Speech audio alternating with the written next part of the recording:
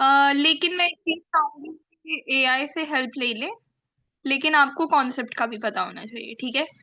तो वैसे तो डिस्कस कर लेते हैं, अगर आज की क्लास में आपका कॉन्सेप्ट क्लियर हो जाएगा तो ठीक है, वेल एंड गुड, नहीं तो आप एआई से हेल्प ले सकते हैं। ओके आपी। और आप ही एक क्वेश्चन था मैं जिसमें था कि हम आपने बोला हुआ था कि साथ में ना हमने ना एरर भी डिफाइन करना है, तो आप ही हम जी। नीचे टेक्स्ट में जो जो एरर होगा उसको नीचे डिफाइन भी करेंगे। हाँ, आपने बेसिकली वो सारा जो था ना वो एरर ठीक करने थे, ठीक है, और साथ जो भी एरर आ रहा था ना आपने बताना था, अपनी वर्डिंग में बताना था कि वो एरर किस लिए, लाइक आपको उसके लिए ऑनलाइन पढ़ना पड़ना था कि ये एरर क्यों आता है, ये इस तरह से चीजें, ठीक है, वो तो चैट जीपीटी पे ही सारा बेस्ड क्वेश्चन था। अभी वो मैंने ना सॉल्व किया था मीन्स वो वाली कोडिंग, तो वो फिर मैंने ना वो सारा जो सा ना मीन्स जो भी मुझे एरर जैसे लगे थे और जो मैंने करेक्शन की थी वो सारी फिर मैंने नीचे ना खुद ही ऐड कर दी थी।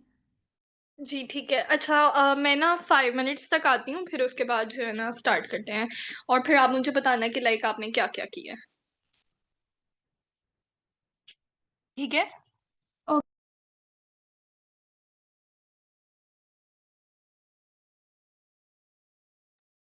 जी मैं स्टार्ट करने लगी हूँ, स्क्रीन शेयर करती हूँ।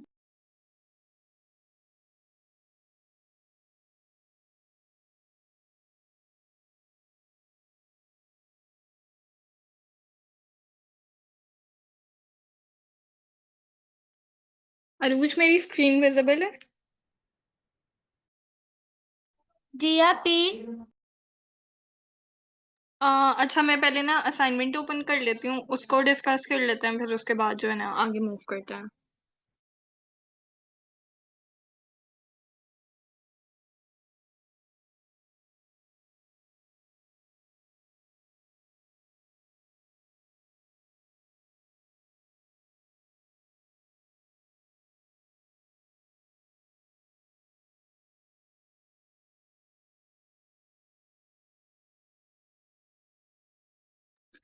अच्छा, आपको कौन कौन से, लाइक ये आपने फर्स्ट क्वेश्चन कर लिया था?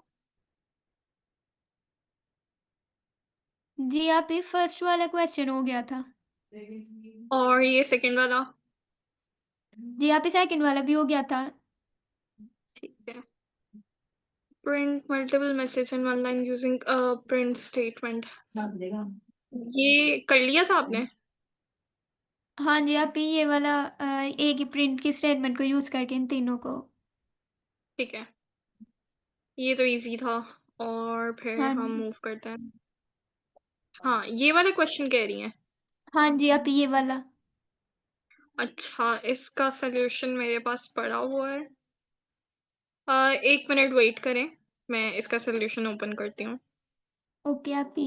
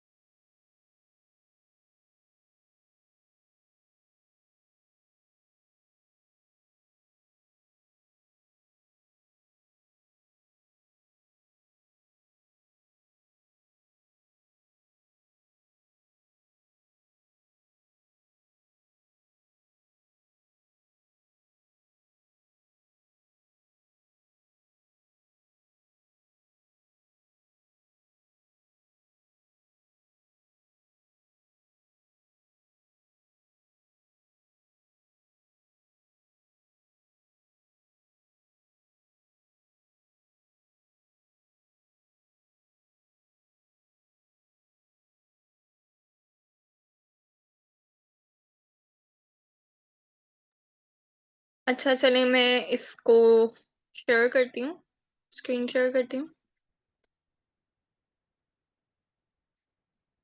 बेसिकली मेरे पास ना वो फाइल ओपन नहीं हो रही, तो इसको ऐसे ही मैं कोलैब की फाइल में करके दिखा देती हूँ आपको।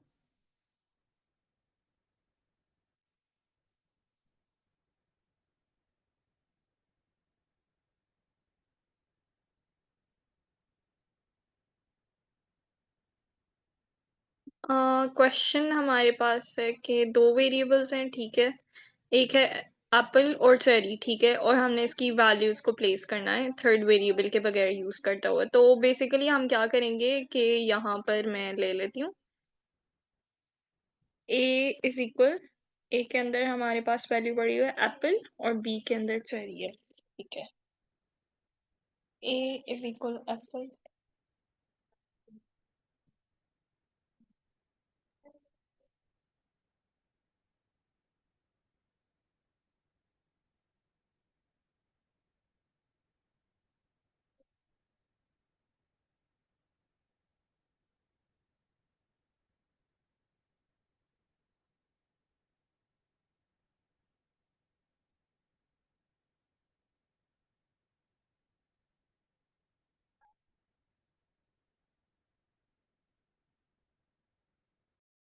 अच्छा ये रन होने में टाइम ले रहा है, ठीक है। तो बेसिकली पता क्या करना है, ए में हमारे पास एप्पल पड़ा हुआ है, बी में चेरी, ठीक है, और सिंपली हम लोगों ने उसको जो है ना वो वैल्यूज असाइन कर देनी है, यानी ए को बी की वैल्यू असाइन कर देनी है और बी को ए की वैल्यू असाइन कर देनी है, ठीक है। और जो है मेरे पास ए में आ जाएगा चेरी और बी में आ जाएगा एप्पल। ये क्लियर है? जी अभी। चलिए ठीक है। अच्छा, अब करते हैं स्टार्ट। अच्छा, उससे आगे ऑनवर्ड मूव करते हैं। आ, ये वाला क्वेश्चन आप कह रही थी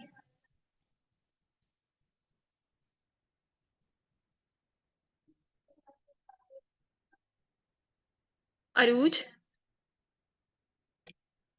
नहीं अभी ये वाला हो गया था, इसमें वो कोड में एरर देखने थे, डिबग करने थे, और वो ये वाला हो गया था। ठीक है, ये भी इजी था वैसे। जी अभी ये वाला भी हो गया था, ये भी इजी सा था। ठीक है, और ये वाला? ये वाला अभी ये नहीं किया।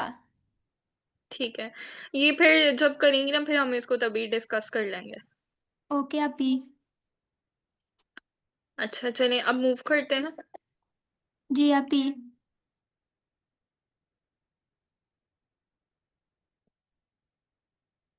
अच्छा, आज का जो हमारा टॉपिक है ना वो काफी ज्यादा लंबा है अगर एज अ टॉपिक हम उसे देखें, लेकिन हम उसको हाफ आज डिस्कस कर लेते हैं, ठीक है। और मैं कह रही थी कि इस वीक का जो हमारा काम है ना वो काफी पीछे पड़ गया, तो अगर सैटरडे को पॉसिबल है तो एक क्लास रख लें।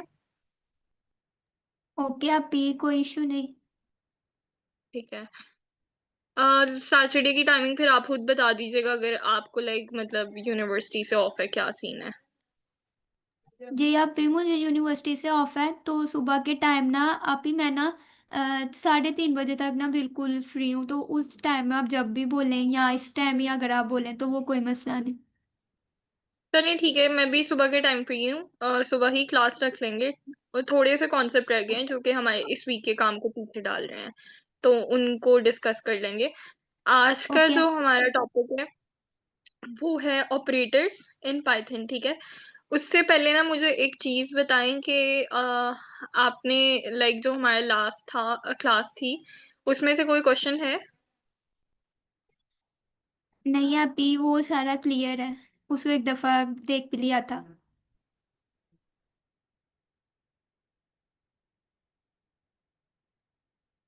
हेलो? जी अभी अभी मैं कह रही हूँ कि वो क्लास टू क्लास वाला क्लियर है। ठीक है। अच्छा, आज जो हमारा टॉपिक है बेसिकली वो है ऑपरेटर्स जो कि पाइथन के अंदर, ठीक है। सी प्लस प्लस में भी ऑपरेटर होते हैं, हर प्रोग्रामिंग लैंग्वेज में जब हम डिफरेंट ऑपरेशंस परफॉर्म कर रहे होते हैं तो उसमें हमारे पास ऑपरेटर्स होते हैं। Operators are use to perform operations, ठीक है। ऑपरेटर कोई ना कोई काम परफॉर्म करते हैं, कोई ऑपरेशन परफॉर्म करते हैं, ठीक है। किसी वेरिएबल के ऊपर वो काम परफॉर्म कर सकते हैं, किसी वैल्यू के ऊपर काम परफॉर्म कर सकते हैं, ठीक है। तो देख लेते हैं कि ऑपरेटर क्या है। और ऑपरेंड जो है, मैंने रिकॉर्डिंग ऑन की हुई है कि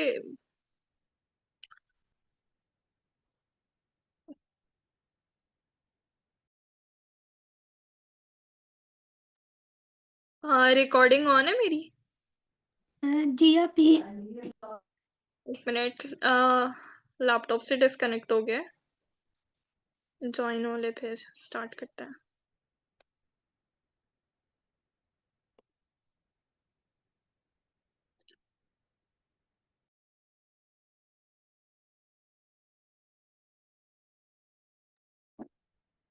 अच्छा।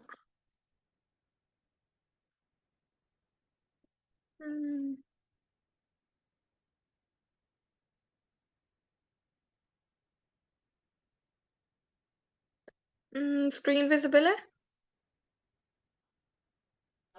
जी या पी। ठीक है। तो बेसिकली जो है हमारे पास ऑपरेटर्स कोई ना कोई काम परफॉर्म करते हैं, और जिन वैल्यूज या जिन वेरिएबल्स के ऊपर हम काम परफॉर्म करते हैं उनको हम ऑपरेंड बोलते हैं, ठीक है। ऑपरेंड आर वैल्यूज और variable on which operator act. ये पॉइंट क्लियर है आपको? यस या पी। अच्छा, उसके बाद जो है ना पाइथन के अंदर डिफरेंट तरह के ऑपरेटर्स हैं, ठीक है, कैटेगरीज हैं ऑपरेटर की। आज जो हम पढ़ेंगे वो है अरिथमेटिक ऑपरेटर, रिलेशनल ऑपरेटर, और ये असाइनमेंट ऑपरेटर, रिलेशनल ऑपरेटर्स, हाँ असाइनमेंट ऑपरेटर पढ़ेंगे, ठीक है। और हम पढ़ेंगे लॉजिकल ऑपरेटर्स। ये चार कैटेगरीज जो है ना हम आज पढ़ेंगे, और बाकी तीन कैटेगरीज जो है ना वो हम कल के लिए रख लेंगे। ये जो फर्स्ट फोर कैटेगरीज हैं बेसिकली ये है मुश्किल है, सॉरी आसान है। जो लास्ट थ्री कैटेगरीज है ना ये मुश्किल है, और ये आपको मतलब हर तरह की प्रोग्रामिंग लैंग्वेज में देखने को नहीं मिलेंगी।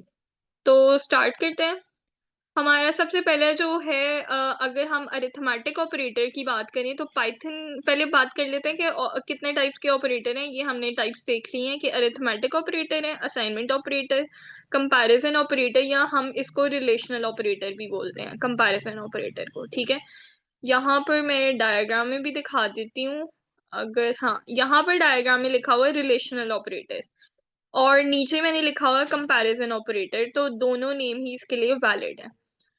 अच्छा, उसके बाद हमारे पास आ जाते हैं logical operators, identity operator, membership operator और बिटवाइज ऑपरेटर। सबसे ज्यादा जो मुश्किल इसमें है ना वो बिटवाइज ऑपरेटर ही हैं। उनको इंशाल्लाह कल वाली क्लास में देखेंगे। सबसे पहले अरिथमेटिक ऑपरेटर, आपको अरिथमेटिक से क्या लगता है कि बेसिकली क्या अरिथमेटिक क्या काम कर रहा होगा? आप ये arithmetic operators C plus plus languages में भी पढ़े हुए हैं और वैसे भी मैथ में। तो अरिथमेटिक ऑपरेटर जो होता है ना वो बेसिकली आप यहाँ एडिशन, सब्ट्रैक्शन, मल्टीप्लिकेशन, डिवीजन या मॉडुलस वगैरह जो फाइंड करना होता है ना तो वो ये अरिथमेटिक ऑपरेटर्स यूज होते हैं। जी ऐसा ही है, ये मैंने यहाँ पर लिखा भी हुआ है कि एडिशन, सब्ट्रैक्शन, मल्टीप्लिकेशन, डिवीजन, और आपने इसके अलावा भी बता दिया कि मॉड्यूलस वगैरह फाइंड करना होता है। इस सब चीज़ों के लिए जो है हमारे पास बेसिकली अरिथमेटिक ऑपरेशंस परफॉर्म करने के लिए हमारे पास addition, subtraction, multiplication, division perform करने के लिए हमारे पास अरिथमेटिक ऑपरेटर्स होते हैं। तो सबसे पहले हमारे पास एडिशन है, ठीक है। एडिशन में क्या होता है कि दो ऑपरेंड्स जो हैं हमारे पास ऐड होते हैं। अब इस एग्जांपल में देख लेते हैं। इस एग्जांपल में हमारे पास ऑपरेंड क्या है? आप बता सकती हैं इस एग्जांपल में ऑपरेंड क्या है?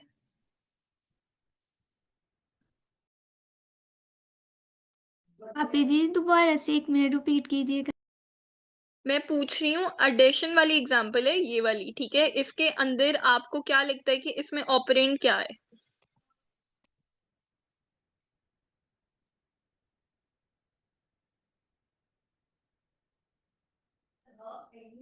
मैं जूम भी कर देती हूँ। मैं ऑपरेंड की बात कर रही हूँ यहाँ पर। ऑपरेंड की मैंने डेफिनेशन बताई कि ऊपर मैं चले जाती हूँ।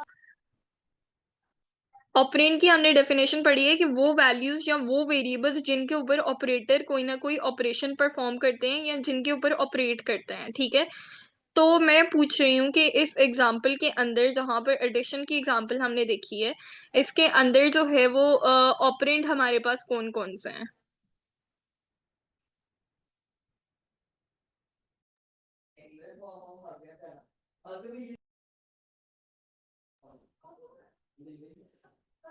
जी अरूज।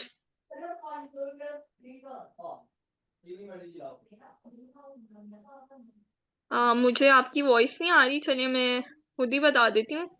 एक्स और वाई वाला जो है ना हमारे पास, यानी यहाँ पर हमारे पास ऑपरेंड की अगर हम बात करें ना तो एक्स और वाई है, ठीक है। वेरिएबल्स जो हैं वो ऑपरेंड है, क्योंकि अगर हम बैक एंड पे देखें तो वेरिएबल्स नहीं वैल्यू स्टोर की हुई है, ठीक है। ऑपरेशन तो ऐसे ही परफॉर्म होगा कि 5 + 3, ठीक है। लेकिन हम क्यों वेरिएबल्स को ऑपरेंड बोल रहे हैं? क्योंकि ये वैल्यूज 5 और 3 जो है वो तो एक्स और वाई ने स्टोर की हुई है ना, ठीक है। तो इसलिए जो है हम कह रहे हैं कि हमारे पास जो है वो एक्स और वाई ये ऑपरेंड है, और प्लस का जो ऑपरेटर है यहाँ पर ये वाला, ठीक है, ये बेसिकली ऑपरेटर है, और जो ऑपरेशन परफॉर्म हो रहा है वो एडिशन का ऑपरेशन परफॉर्म हो रहा है, ठीक है। तो बेसिकली ये सिंपल चीज ही थी। अब हम इसको रन करके देख लेते हैं। 5 + 3 8 ही होता है, तो इसका आंसर 8 ही आएगा। तो एज यू कैन सी के यहाँ पर आंसर जो है वो 8 आ रहा है। फिर सब्ट्रैक्शन को देख लेते हैं। सब्ट्रैक्शन में हमारे पास जो है वो ये माइनस का ऑपरेटर जिसको हम बोलते हैं वो है, ठीक है, और ये क्या करता है कि एक ऑपरेंड को दूसरे ऑपरेंड से माइनस कर देते हैं। और इसमें ये कि जो फर्स्ट हम वैल्यू जो सब्ट्रैक्शन का जो ऑपरेशन परफॉर्म कर रहे हैं, लेट से मैंने x - y लिखा है, तो इसमें मेरे पास जो फर्स्ट वैल्यू होगी वो उसमें से जो है सेकंड वैल्यू माइनस होगी, ठीक है। ये पॉइंट क्लियर है आपको? जी आप ही।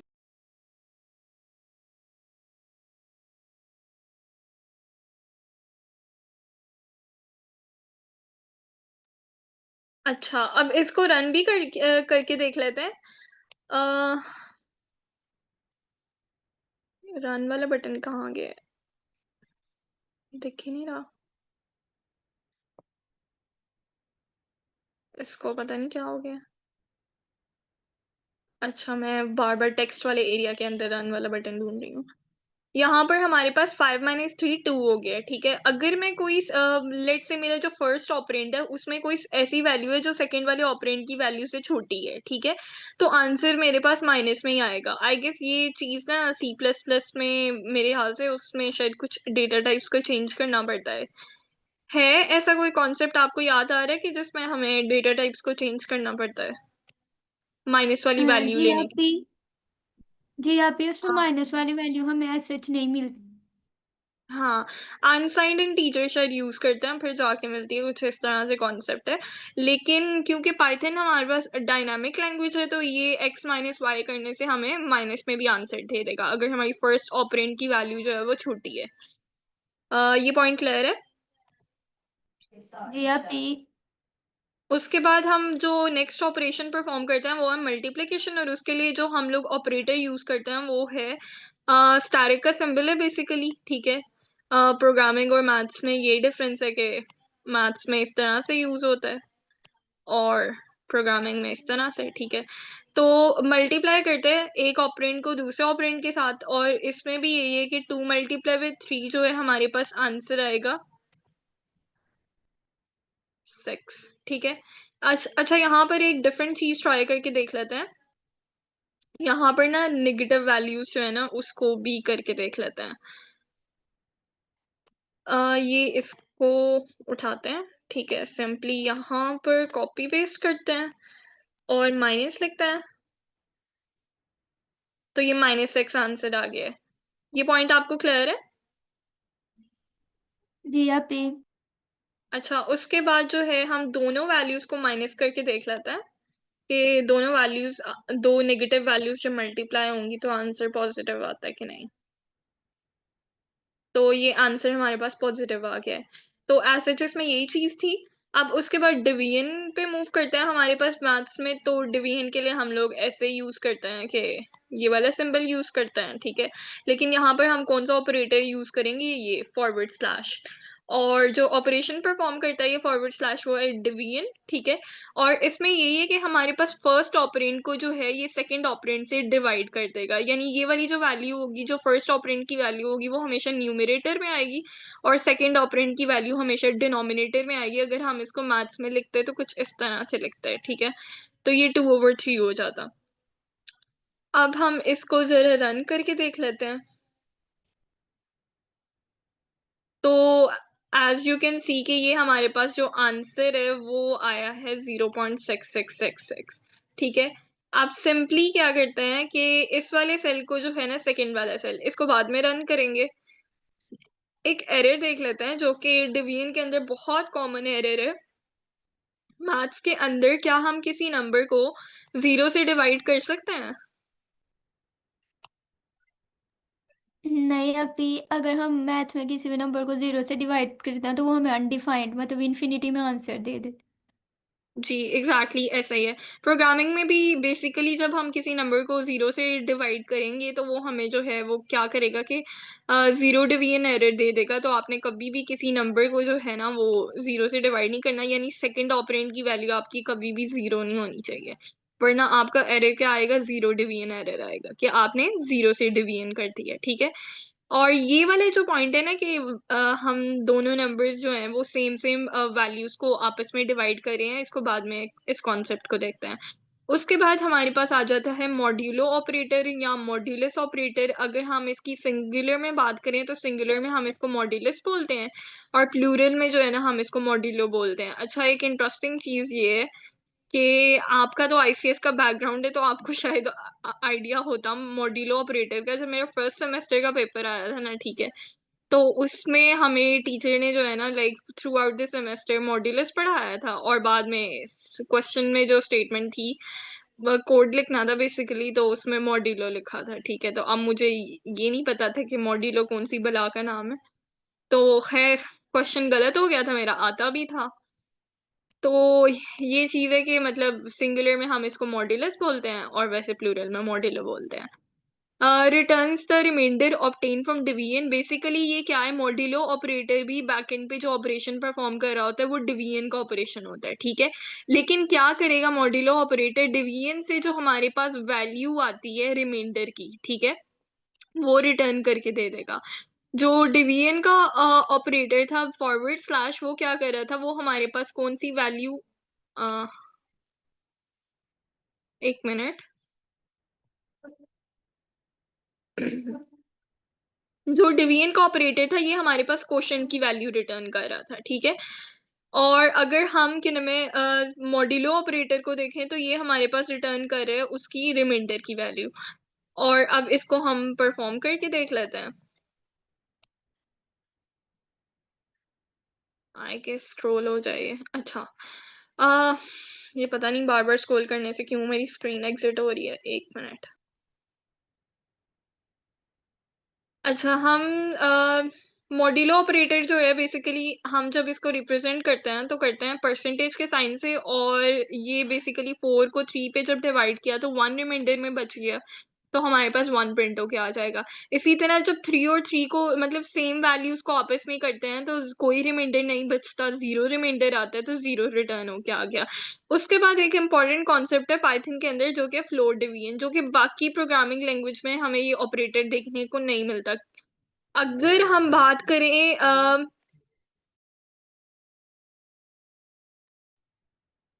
अगर हम बात करें ना डिवीजन की, तो डिवीजन में मैंने कहा था कि एक क्वेश्चन है जो कि हम स्किप करते हैं। हाँ, ये वाला क्वेश्चन है, इसको हम स्किप कर देते हैं। जब मैंने x को 3 x और y को आपस में डिवाइड किया तो आपके अकॉर्डिंग आंसर क्या आना चाहिए? अभी 1 आना चाहिए था। लेकिन 1.0 आ रहा है, तो ये एक चीज हमें प्रिडिक्ट करता है कि हमारे पास जो है वो डिवीजन का ऑपरेटर जो भी आंसर रिटर्न करेगा वो करेगा किसमें, फ्लोट में, फ्लोटिंग वैल्यू में रिटर्न करेगा। यानी 1 एक सिंपल जो है वो डेसिमल वैल्यू है, ठीक है, लेकिन उसने उसको भी फ्लोट में कन्वर्ट कर दिया, 1.0 कर दिया। अगर मैं यहाँ पर इसकी टाइप भी लिखूं तो तब भी मेरे पास जो आंसर आएगा ना वो फ्लोट आएगा, ठीक है। कि डिवीजन का ऑपरेटर हमारे पास क्या वैल्यू रिटर्न कर रहा है, फ्लोटिंग वैल्यू रिटर्न कर रहा है। अब आगे मूव करते हैं कि अगर हम फ्लोट डिवीजन क्या है, कि बेसिकली 2 फॉरवर्ड स्लैश के सिंबल हम यूज करते हैं, ठीक है। इसमें हमारे पास जो डिवीजन परफॉर्म होती है, डिवीजन के बदले में सिर्फ और सिर्फ डेसिमल वैल्यू प्रिंट होके आती है। अगर कोई ऐसा भी आंसर आ रहा है ना कि लेट से 0.666 आ रहा है, तो वो उसका ना सिर्फ हमारे पास कौन सा पार्ट रिटर्न करेगा, इंटीजर पार्ट रिटर्न करेगा, यानी सिर्फ 0 रिटर्न करेगा। अगर मैं इसको जो है वो रन करके दिखाऊं आपको,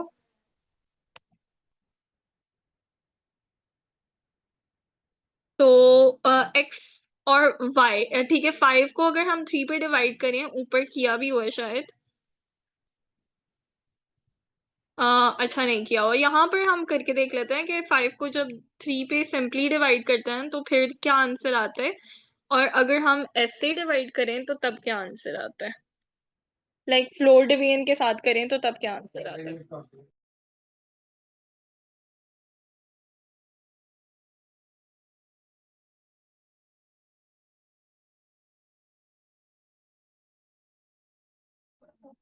आपने देखा है कि जब हमने सिंपल डिवीजन की है तो उसके बदले में हमारे पास आंसर है 1.66667, ठीक है, सो ऑन। और अगर हम फ्लोर डिवीजन करते हैं तो सिर्फ इंटीजर पार्ट रिटर्न हो के आ रहा है, तो सिंपली सिर्फ डिवीजन और फ्लोर डिवीजन में यही डिफरेंस है। ये पॉइंट क्लियर है? जी आप ये।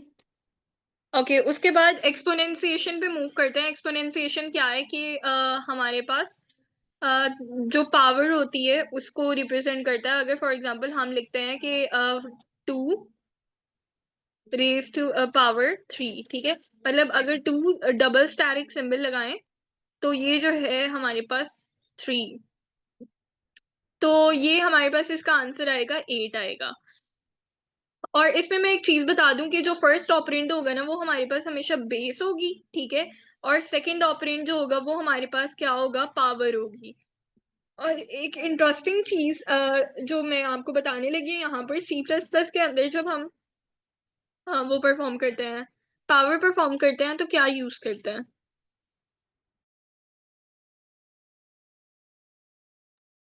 आपने सी प्लस प्लस में कभी किए ये पावर वगैरह का?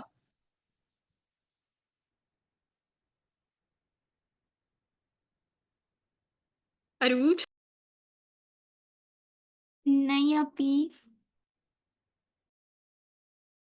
सी प्लस प्लस में जब हम पावर परफॉर्म आप करते हैं ना तो हम, हम्म, हाँ, क्या क्या? अभी वो मैं कह रही थी सी प्लस प्लस में जब हम पावर करते हैं ना तो वो फिर पावर लिख के तो बेस एंड एक्सपोनेंशियल फिर ब्रैकेट में लिख के शायद हाँ ऐसे ही हाँ, करते हैं। ठीक है, हाँ ऐसे ही करते हैं बिल्कुल। दो तरीके होते हैं, एक तरीका होता है कि पावर का फंक्शन यूज करते हैं, ठीक है, जो आपने बताया है, और उसमें फिर हम जो है ना दो वैल्यूज पास करते हैं। जो फर्स्ट वैल्यू होती है हमारे पास वो होती है बेस, और सेकंड वैल्यू होती है एक्सपोनेंट, ठीक है, और साथ जो है ना हम लोग सी मैथ की लाइब्रेरी यूज करते हैं, ठीक है।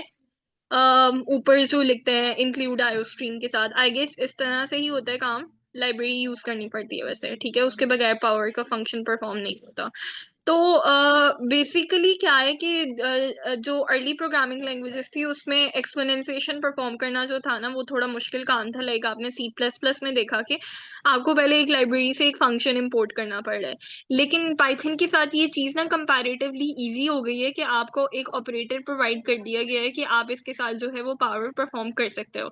इसमें जो हमारे पास लेफ्ट ऑपरेंड होता है, यानी हमारा फर्स्ट ऑपरेंड जो होता है वो बेस होती है, ठीक है, और जो सेकंड ऑपरेंड होता है वो हमारे पास राइट ऑपरेंड, वो क्या है कि एक्सपोनेंट है। तो इसको रन करके देख लेते हैं। आंसर हमारे पास 8 ही आया है, ठीक है। आई गेस इसको मजीद एक्सप्लेन करने की जरूरत है? नहीं आप ही समझ आ गई है। ठीक है, अच्छा, उसके बाद हम बात कर लेते हैं पाइथन की एक सेकंड कैटेगरी ऑपरेटर्स की, जिसको हम कहते हैं असाइनमेंट ऑपरेटर।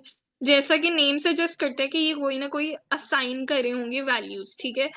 और असाइनमेंट ऑपरेटर सिंपली जब हम इक्वल का साइन लिखते हैं मैथ्स के अंदर तो हमें लगता है कि दो वैल्यूज अगर हमने लिखी हैं 2 और 3, तो हम इनका कंपैरिजन कर रहे हैं कि ये दोनों आपस में इक्वल हैं कि नहीं। लेकिन प्रोग्रामिंग में एज यू नो कि इक्वल का साइन अभी हमने वेरिएबल में भी यूज किया, तो वेरिएबल को कोई ना कोई वैल्यू असाइन कर रहे होते हैं, ठीक है।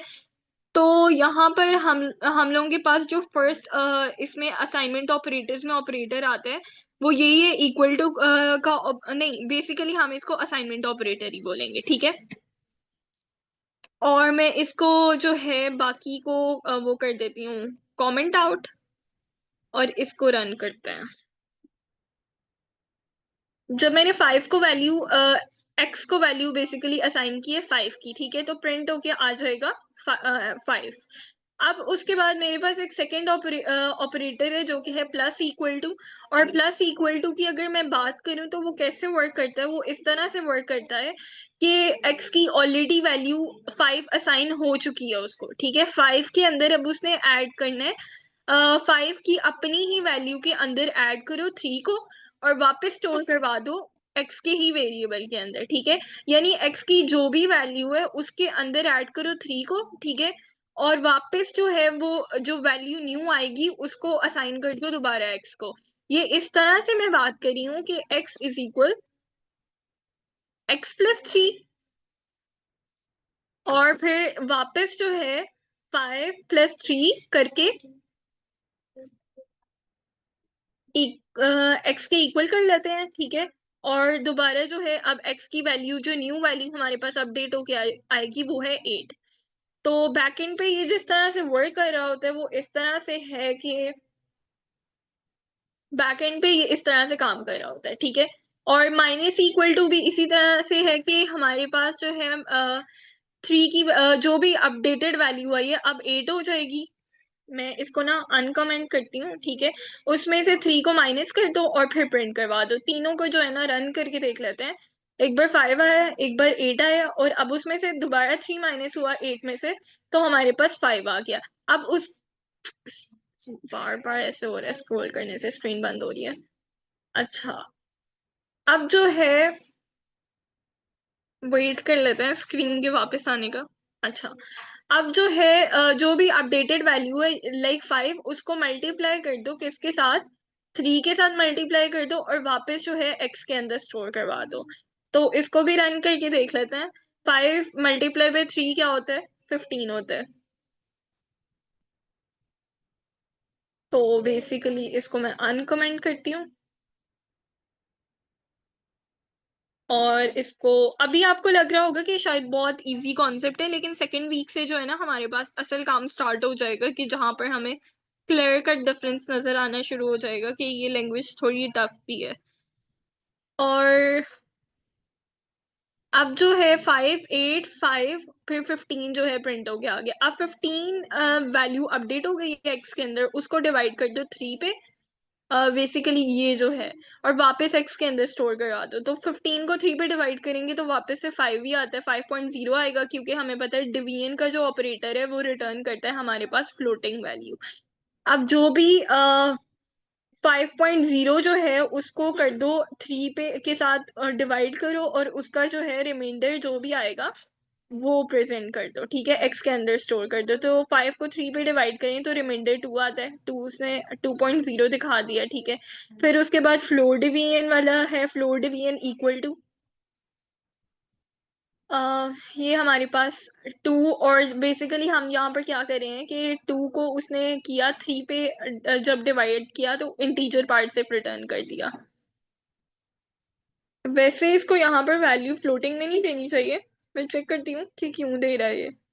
और उसके बाद जो है हम लोग एक्सपोनेंशिएशन परफॉर्म करते हैं, जीरो को जितनी भी पावर पे रेज कर दो तो वो 0.00 ही आएगा। तो ये था सारा। ये क्लियर है।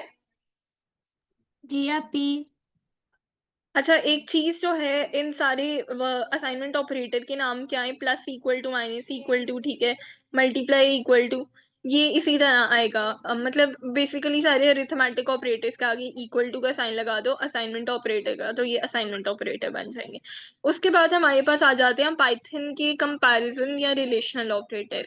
ये जो ऑपरेटर्स हैं हम इसको यहाँ पर पढ़ेंगे, लेकिन जब हम नेक्स्ट मूव करेंगे इफ एल्स स्टेटमेंट पे, कंडीशनल स्टेटमेंट्स पे, तो वहां पर हम इसका बहुत ज्यादा यूज करेंगे।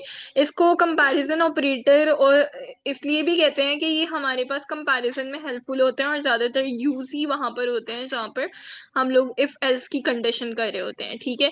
Comparison operator are use to compare two values, ये दो वैल्यूज को कंपेयर करते हैं। इनका आंसर जो होगा ना वो हमेशा या तो ट्रू होता है या फॉल्स होता है, यानी भूल में ही आंसर करते हैं, ठीक है। तो क्योंकि इफ एल्स स्टेटमेंट्स को भी अगर हम देखें तो उसमें भी क्या होता है कि हमारे पास अगर दो स्टेटमेंट है इफ, और एक स्टेटमेंट एल्स में पड़ी हुई है, तो वो पहले कंपेयर करता है कि इफ वाली ट्रू है तो इफ वाली को एग्जीक्यूट कर दो, अगर एल्स वाली इफ वाली फॉल्स हो जाती है तो वो एल्स वाली को एग्जीक्यूट कर देता है, ठीक है। तो हमारे पास कंपैरिजन ऑपरेटर यहाँ पर हेल्पफुल होते हैं कि वो ट्रू और फॉल्स को रिटर्न करते हैं। सबसे पहले जो है हमारे पास इक्वल टू का ऑपरेटर है, ठीक है। ये एग्जैक्ट इक्वल टू का ऑपरेटर है, जिस तरह से हम मैथ्स में करते हैं कि टू को हम टू के साथ कंपेयर करते हैं कि टू टू के इक्वल है कि नहीं, तो ये बेसिकली वही वाला सीन है। लेकिन यहाँ पर हम क्या करते हैं, प्रोग्रामिंग में डबल इक्वल टू लगाते हैं, ऐसे C++ वाली कहानी है, ठीक है। Equal to checks whether two operands are equal और नॉट। इक्वल टू चेक करेगा कि दो ऑपरेंड इक्वल हैं कि नहीं, और बाद में जो उसने वैल्यू रिटर्न करानी है वो ट्रू या फॉल्स ही रिटर्न करानी है। तो इसको रन करके देख लेते हैं, x is equal to Y is equal 5, तो चेक कर लेते हैं ये दोनों इक्वल हैं कि नहीं। बेसिकली यहाँ पर आंसर जो ऑलरेडी लिखा हुआ था आउटपुट में फॉल्स था, ठीक है। उसके बाद हमने 2 और 2 को चेक किया जब, तो वो हमारे लिए आंसर जो है उसका ट्रू आ गया। अब यहाँ पर मैं एनोटेशंस को डिलीट करती हूँ। अच्छा, यहाँ पर नॉट इक्वल टू है, ठीक है। मैथ्स के अंदर हम नॉट इक्वल टू कैसे करते हैं, इस तरह से लिखते हैं। प्रोग्रामिंग में वही वाली कहानी है कि एक्सक्लेमेशन का मार्क और इक्वल का मार्क, तो वो नॉट इक्वल टू हो जाएगा। चेक करता है कि दो ऑपरेंड्स इक्वल हैं, दो ऑपरेंड्स आपस में इक्वल नहीं है, ठीक है। तो x इज इक्वल टू और y इज इक्वल 5, ये दोनों आपस में इक्वल नहीं है, तो उसने ट्रू रिटर्न करा दिया। अगर मैं यहाँ पर जो है कोई ऐसी वैल्यू लिखूं जो आपस में इक्वल है, मैं पहले एनोटेशंस ऑफ कर देती हूँ।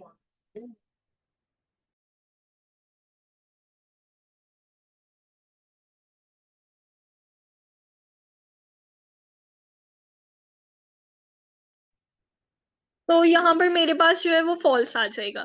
उसके बाद जो है ग्रेटर देन है, ठीक है, जो कि कंपैरिजन में हमारे पास यूज होता है। और मैथ्स में भी ये इस तरह से होता है कि एलिगेटर का मुंह जहां पर खुला होगा वो नंबर बड़ा होगा, और एलिगेटर का मुंह जहां पर क्लोज होता है वो नंबर छोटा होता है, ठीक है। तो बेसिकली ये यही है। ग्रेटर देन और स्मॉलर देन का जो लेस देन का जो है वो सेम ही सिंबल है, बस डिपेंड करता है कि कौन सा ऑपरेटर की तरफ जो है वो उसका मुंह खुला हुआ है। तो check whether greater than check करते हैं कि फर्स्ट ऑपरेंड जो है वो ग्रेटर है सेकंड ऑपरेंड से कि नहीं, ठीक है। तो हम यहाँ पर चेक करेंगे x y से ग्रेटर नहीं है, क्योंकि x 2 है और y 5 है, तो ये फॉल्स आ जाएगा। उसके बाद लेस देन का ऑपरेटर है हमारे पास, ठीक है। लेस देन का ऑपरेटर जो है वो चेक करता है कि फर्स्ट ऑपरेंड जो है वो सेकंड ऑपरेंड से स्मॉल है कि नहीं। इसको रन करके देख लेते हैं। क्योंकि फर्स्ट ऑपरेंड सेकंड ऑपरेंड से स्मॉल है, तो ये हमारे पास ट्रू रिटर्न करा रहा है। उसके बाद हमारे पास आ जाता है greater than equal to. Maths में सिंपल ये डिफरेंस है कि मैथ्स में हम ग्रेटर देन इक्वल टू को इस तरह से लिखते हैं और स्मॉलर देन इक्वल टू को इस तरह से लिखते हैं, लेकिन प्रोग्रामिंग में मेरा लैपटॉप बंद हो गया, एक।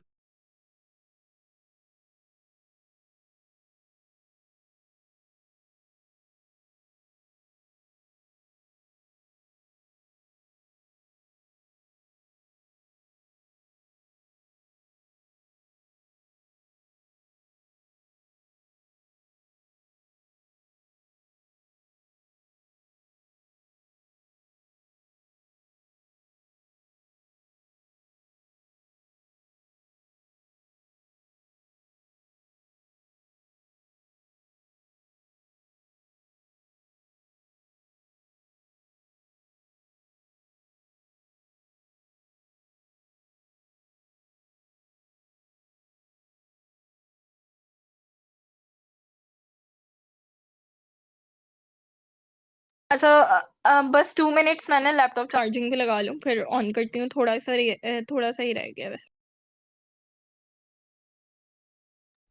ओके आपी।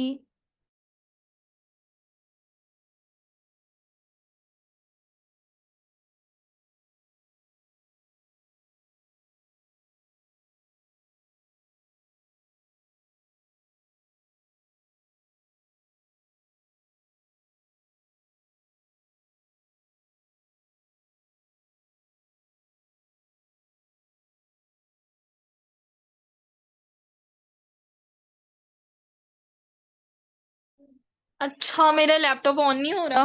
तो वैसे ही ग्रेटर देन और लेस देन ही था, और ग्रेटर देन इक्वल टू था। ग्रेटर देन इक्वल टू में ये है कि वो चेक करेगा कंडीशन या तो ग्रेटर हो या इक्वल हो, ठीक है। दोनों में से कोई एक कंडीशन ट्रू हो जाती है तो वो उसको ट्रू रिटर्न कर देगा। और लेस देन इक्वल टू में भी ये है कि अगर दोनों में से कोई एक कंडीशन ट्रू हो जाती है तो वो ट्रू रिटर्न करा देगा। अदरवाइज अगर दोनों फॉल्स हो जाती हैं कि लेस देन या लेस देन भी नहीं है इक्वल भी नहीं है, ठीक है, तो वो फॉल्स रिटर्न करा देगा।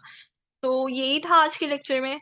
और बाकी हम देख रहे थे एंड लॉजिकल ऑपरेटर्स रह गए हैं, उसको डिस्कस करते हैं, फिर क्लास वाइंड अप करते हैं।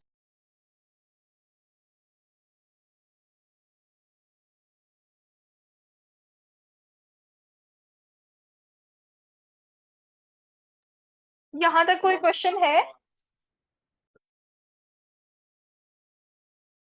नो आपी, सारी समझ आ गई है।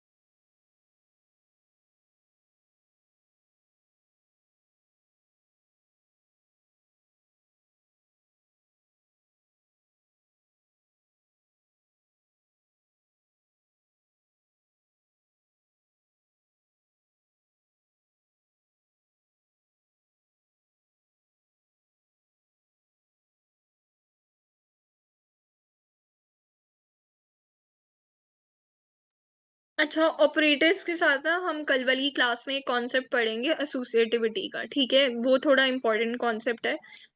सच ऑपरेटर्स में कुछ नहीं है, बस वही कॉन्सेप्ट एक है जो कि इम्पोर्टेंट है। तो यहाँ पर हमारे पास जो है ग्रेटर देन और इक्वल टू की बात कर रहे थे।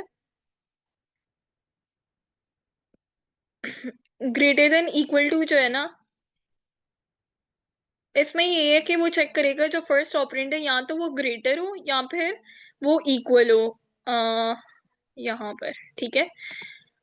और इक्वल, ठीक है? जैसे हमारे पास अगर फिजिक्स में आपने एंड और नॉट पढ़े हैं, तो उसमें क्या होता था कि हमारे पास जो और वाला था, उसमें और की अगर कोई एक भी वैल्यू ट्रू हो रही है तो वो ट्रू रिटर्न करा देता था, ठीक है?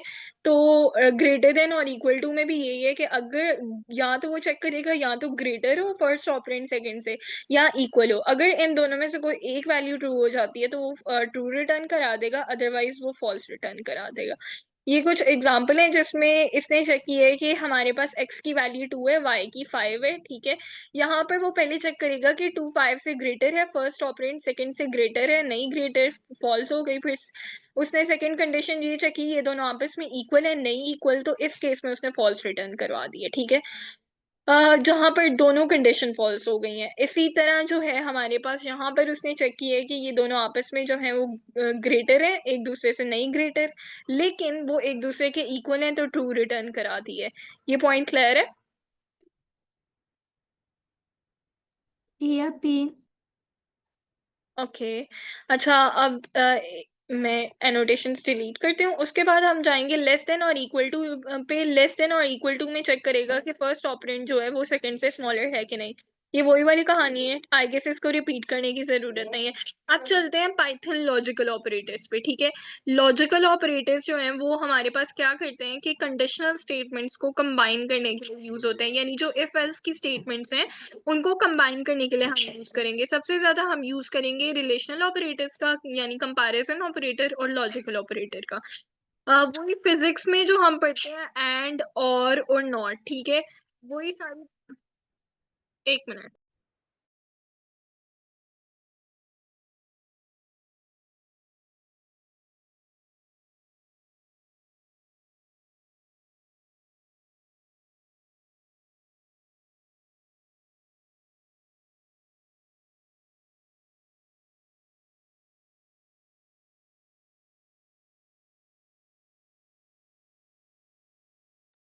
अच्छा, फिजिक्स वाली ही सारी स्टोरी है कि एंड हमारे पास कब ट्रू होता था कि लाइक एंड क्या करता था कि तब ट्रू होता था जब दोनों ट्रू होते थे, ठीक है? अगर एक फॉल्स हो जाता तो एंड हमारे पास फॉल्स रिटर्न करा देता था, ठीक है? मैं यहाँ पर लिख भी देती हूँ। ट्रू फॉल्स फॉल्स होता था, फिर फॉल्स ट्रू जो है वो फॉल्स हो जाता था, ठीक है? इसी तरह फॉल्स फॉल्स भी जो था वो हमारे पास फॉल्स था। और जो था वो तीनों कंडीशंस में, यानी इन तीनों कंडीशंस में जो था वो ट्रू रिटर्न करता था, और सिर्फ एक कंडीशन में फॉल्स रिटर्न करता था जब दोनों फॉल्स हो जाती थी। और नॉट क्या करता था हमारे पास कि हमारा जो भी आंसर होता था, रिजल्ट होता था, उसको उल्टा कर देता था। लाइक अगर हमारा रिजल्ट ट्रू आ रहा है तो वो फॉल्स कर देता था, ठीक है? और अगर हमारा आंसर फॉल्स आ रहा है तो वो हमारे पास ट्रू कर देता था। और एक इंटरेस्टिंग चीज ये भी है कि जो एंड और है वो दो।